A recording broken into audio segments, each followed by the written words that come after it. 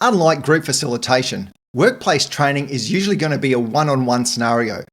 And it's going to be instruction-based, meaning you're going to be instructing someone on a task, a process, some machinery, software, etc. So when I'm undertaking some sort of instructional task, I like to use the following steps. And there's a nice mnemonic that you can remember.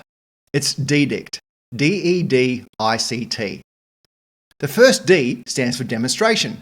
That's when you're first demonstrating the task for someone to follow. The E is for explain. This is when you explain the steps of the actual process. Now, if you can think about it from the student's point of view, they've used their visual learning to watch the task being done.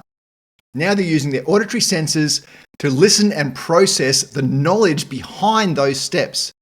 So now the third D is to demonstrate that again. And this time, when you're demonstrating again, that learner can take from both of those learning experiences, put them together, and apply them to what they're watching. So by this time, they should have a good understanding of what's required of them. And this takes us to the I, which is imitate. Now, a student will imitate or practice with you coaching them. The C is coaching.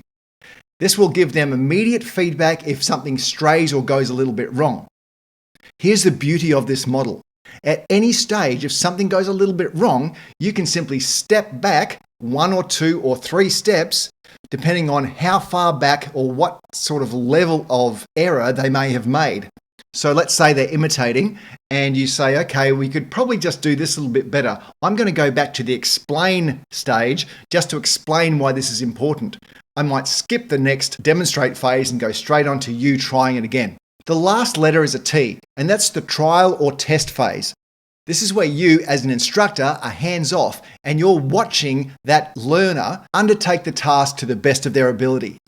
Now, if you followed those steps prior, you should be quite confident that they know the skill, they can demonstrate the skill, and therefore they can complete the task to your standards.